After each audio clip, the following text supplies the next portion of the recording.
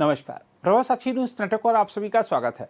Supreme court ने संशोधित नागरिकता कानून की धारा 6A की संवैधानिक वैधता को बरकरार रखकर ऐतिहासिक फैसला सुनाया है। प्रधान न्यायाधीश DY चंद्रचूड़ की अगुवाई वाली 5 न्यायाधीशों की संविधान पीठ ने कहा कि असम समझौता अवैध प्रवास की समस्या का राजनीतिक समाधान है। हम आपको बता दें कि असम समझौते पर 1985 में 6 साल तक चले हिंसक विदेशी विरोधी आंदोलन के बाद हस्ताक्षर किए गए थे। इस समझौते में अन्य प्रावधानों के अलावा यह भी कहा गया था कि 25 मार्च 1971 को या उसके बाद असम आने वाले सभी विदेशियों का पता लगाया जाएगा और उनके नाम मतदाता सूची से हटा दिए जाएंगे तथा उन्हें निर्वासित करने के लिए कदम उठाए जाएंगे। उम्मीद है कि अब असम में बड़े पैमाने पर अवैध प्रवासियों के खिलाफ कार्रवाई की जाएगी।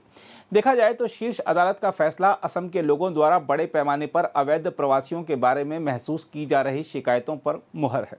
यकीनन शीर्ष अदालत के फैसले से असम में अवैध आव्रजन के खिलाफ प्रभावी कार्रवाई करने में सरकार को मदद मिलेगी।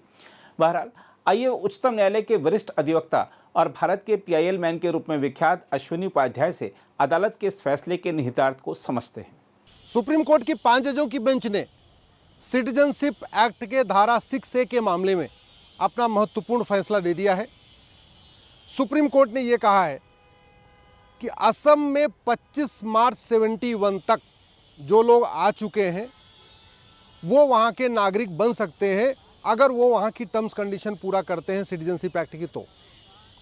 लेकिन 25 मार्च 71 के बाद जो लोग असम में आए हैं बांग्लादेश या म्यांमार से, जो भी विदेशी वहाँ घुसपैठिए हैं, उनको वहाँ की नागरिकता नहीं मिलेगी।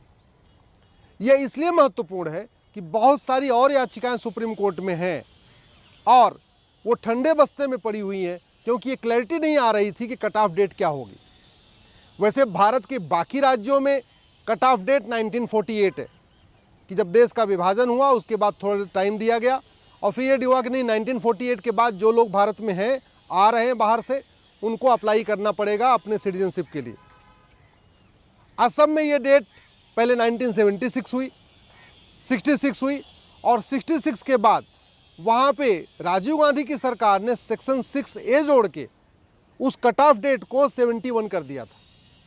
नतीजा ये हो रहा था कि बांग्लादेश से आए हुए घुसपैठी असम में जो लगभग 60 से 70 लाख के करीब 60 लाख के आसपास हैं, अब तो उनकी संख्या लगभग 70 लाख हो चुकी है, वो बार बार ये कह रहे थे कि हम तो पहले आ चुके हैं।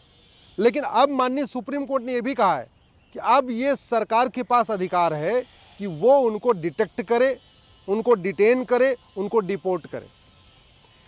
इस सेक्शन 6A के अलावा एक मेरी अलग से भी याचिका चल रही है सुप्रीम कोर्ट में, जिसमें देश के सभी राज्य सरकारों को नोटिस जारी हुआ है, जिसमें 2017 में जब मैंने PIL फाइल किया था उस समय कहा था कि 5 करोड़ घुसपैठी आ चुके हैं।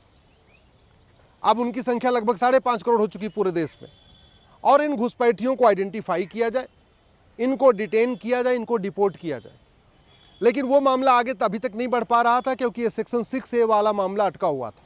अब सेक्शन 6A के बाद क्लैरिटी आ गई है कि सुप्रीम कोर्ट ने खुद कहा है कि अब सरकार जो भारत में अवैध रूप से लोग रह रहे हैं उनको ढूंढना शुरू करे, उनको डिटेन करना शुरू करे, उनको डिपोर्ट करना शुरू करे। मैं आज देश की सभी राज्य सरकारों से निवेदन कर रहा हूँ कि घुसपैठ राष्ट्र की सुरक्षा के लिए खतरा है, इसलिए घुसपैठियों पे NSA लगाना शुरू करिए, नेशनल सिक्योरिटी एक्ट। घुसपैठ देश की एकता अखंडता के लिए खतरा है, इसलिए घुसपैठियों के खिलाफ UAPA लगाना शुरू करिए।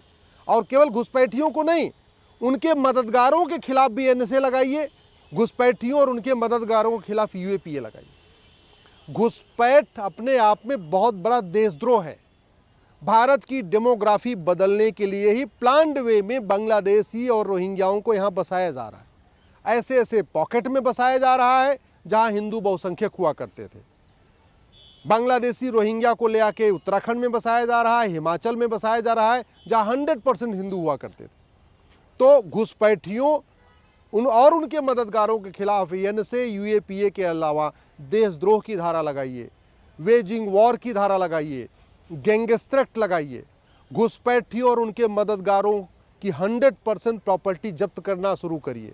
घुसपैठियों और उनके मददगारों के लिए हर जिले में एक फास्ट ट्रैक कोर्ट बनाइए जिससे कि घुसपैठियों को जल्दी जल्दी सजा मिल सके। अगर हम ऐसा नहीं करेंगे तो भारत की बर्बादी निश्चित है। 9 राज्यों की डेमोग्राफी पहले ही बदल चुकी है। लद्दाख की डेमोग्राफी बदल चुकी है, कश्मीर की डेमोग्राफी बदल चुकी है, लक्षद्वीप की डेमोग्राफी बदल चुकी है, मेघालय की डेमोग्राफी बदल चुकी है, नागालैंड की डेमोग्राफी बदल चुकी है, मणिपुर की डेमोग्राफी बदल चुकी है, अरुणाचल की डेमोग्राफी बदल चुकी है, सिक्किम की डेमोग्राफी बदल चुकी है, और बाकी तो छोड़िए, उत्तर प्रदेश में 80 जिले हैं, 80 जिले में से 20 जिलों की डेमोग्राफी बदल चुकी है। तो 25 राज्य हैं, 8 केंद्र शासित प्रदेश हैं, उसमें से 9 राज्यों की डेमोग्राफी बदल गई। इसका मतलब 25% राज्यों की डेमोग्राफी बदल चुकी है। कुल 800 जिले हैं, 800 जिलों में से 200 जिलों की डेमोग्राफी बदल चुकी है, और इसका मूल कारण है घुसपैठ, धर्मांतरण और जनसंख्या विस्फोट। कुल 6000 तहसीलें हैं, 6000 तहसीलों में से 1500 तहसीलों की डेमोग्राफी बदल चुकी है। इसका मूल कारण है घुसपैठ, धर्मांतरण और जनसंख्या विस्फोट। भारत के बॉर्डर पे कुल 300 तहसीलें हैं, चाहे वो बांग्लादेश का बॉर्डर हो, इधर आपका समुद्र का बॉर्डर हो, राजस्थान या अपना पाकिस्तान का बॉर्डर हो, या नेपाल का बॉर्डर हो। बॉर्डर पे जो 300 तहसीलें हैं, उन सभी तहसीलों की डेमोग्राफी बदल चुकी है, और इसका मूल कारण है घुसपैठ, धर्मांतरण, जनसंख्या विस्फोट। जनसंख्या नियंत्रण कानून भी ज़रूरी है, धर्मांतरण नियंत्रण कानून भी ज़रूरी है, और घुसपैठ नियंत्रण कानून भी ज़रूरी है। घुसपैठ और धर्मांतरण को राष्ट्र की सुरक्षा के लिए खतरा घोषित करना ज़रूरी है, और घुसपैठियों और धर्मांतरण कराने वालों पर एनएसए और यूएपीए लगाना ज़रूरी है।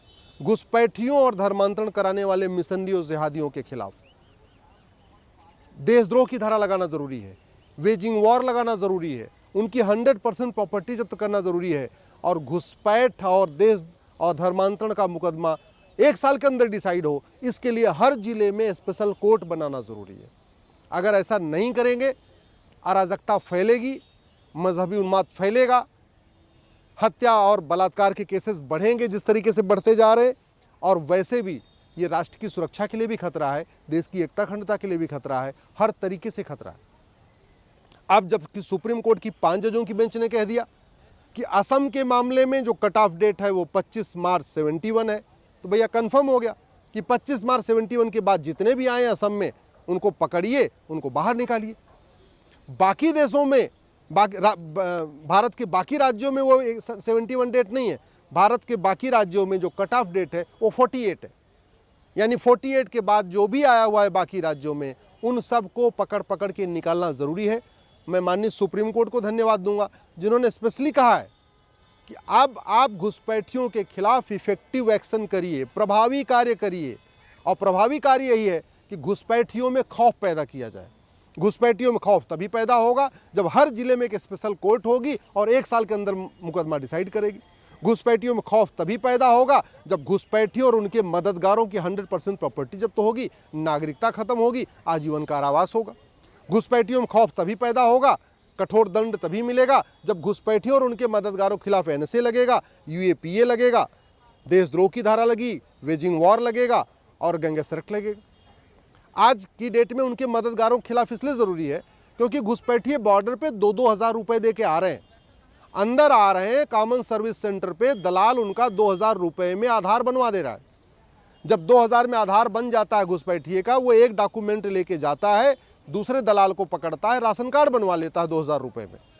4000 में 2 डॉक्यूमेंट हो जाता है, फिर वो तीसरे दलाल को पकड़ता है और 2000 रुपये में बर्थ सर्टिफिकेट बनवा लेता है। 6000 रुपये में जब 3 डॉक्यूमेंट हो जाता है, फिर चौथे दलाल को पकड़ता है, 2000 रुपये दे के निवास प्रमाण पत्र यानी डोमिसाइल सर्टिफिकेट बनवा लेता है।